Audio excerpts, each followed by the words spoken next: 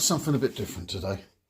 Today I'm going to be doing the clock face swap on my grandfather clock, which I've restored, but I damaged a bit, so I'm changing this. Now this is come off of this old thing, which I bought at a vide-grenier, the car boot sale this weekend. What I need to do is, if you can see this one, which is the one I've restored, I have some damage here where it dropped out and fell, and that's gone right the way through. So I'd like to change the faces for the face. It gives me a spare mechanism as well, so all good on that front. So I'm going to get around to changing these over. Now the first thing I'm going to do, let me stand up, is put this to 12 o'clock. Till it goes ka-chunk.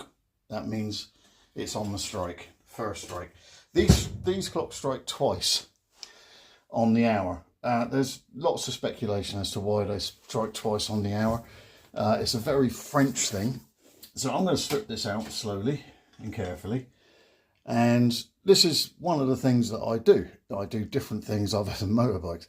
And after this, I'll do a montage of some of the bits and pieces that I've been playing with over the last couple of months, which is why my motorbike stuff comes once a week maximum. So you'll see some of the other things I do, the building stuff, repairing stuff, renovating stuff.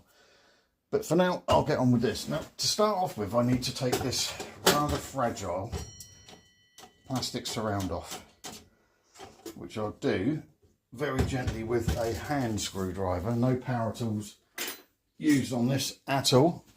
So I'll just quickly use a hand driver to take this off. This is a very simple job, and I will keep coming back and forth with this. These are modern screws that I've put in because the old holes have gone bad, so to say.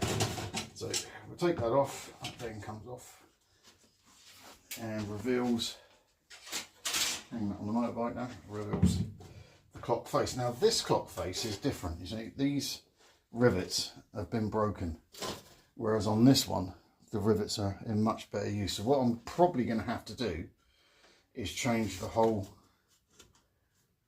mechanism, and I think that may well fit properly. That may well fit nice. I've had a couple of these and they don't fit, so I'm hoping that this is good. So now it's just small spanner, undo the nut there. Hopefully we can put the whole thing over there. This should fit now, right over there into those two slots. Okay, so I'll get on with playing with these slots and cleaning the keys up, the hands up, and then I'll get back to you. Hello, got me on my knees again. So this is the clock now.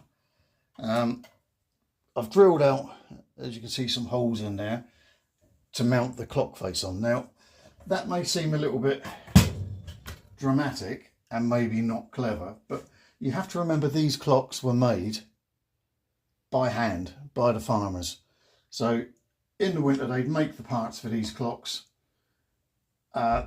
maybe this cog here or this or whatever, this bit here, you know, pendulum swing, and then they'd send them off to the clockmakers in the springtime, which gave them a little bit more income over the winter. And then the clockmakers would make them, and they put in like their name. So this is the clockmaker's name, and they at the bottom they put in the town or the city that they were going to sell it in, or they'd make it for somebody that lived in that town. These were very important pieces back in the day. They didn't have any other way of waking up in the morning. This was basically their alarm clock, their call to prayer clock, their dinner clock, their lunch clock. Everything was chimed by these clocks. So these are where the weights hang. So if you hang the weight off of this and then you swing the pendulum,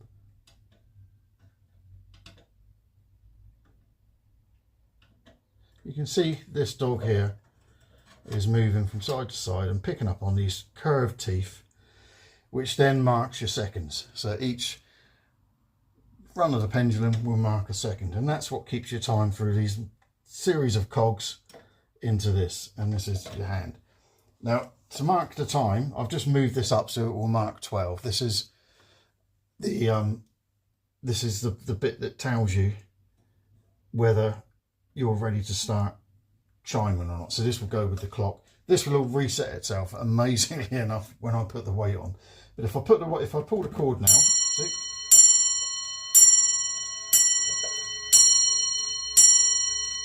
that moving down?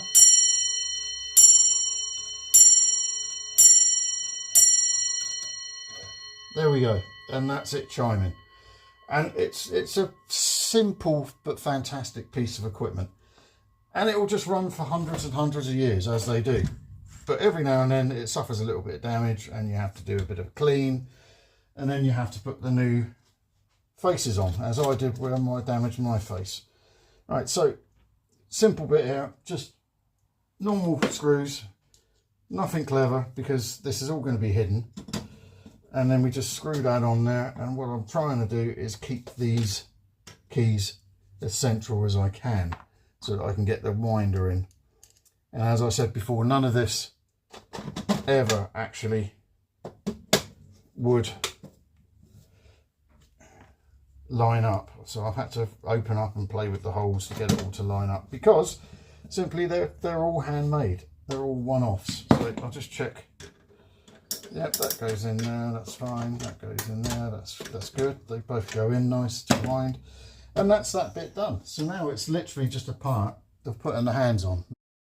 I now have a decision to make, and that's which one of these surrounds I put on. Now I'm thinking this one, because this was the one that came off of this clock face. Although the original one is prettier. But the original one has got a multitude of holes in it, which don't line up with anything. So I would have to take those two off and put that in there. That won't fit. So I will have to redo a lot of these fixing holes in this one. Whereas this one, the fixing holes are all in place. So I think I'll see if I can clean this one up and debump it and everything, because there's lots of bumps and horrible things in there. But because this is only really thin sheet copper, you can actually bend it back out with your hands. So I'll have a go at reforming that. I'll have a go at cleaning it as well, and I'll let you know if I've managed to find anything that can gently clean this without destroying it. And then I'll get back to you again. Okay? Well, onwards and upwards. Here it is, all finished, looking nice now.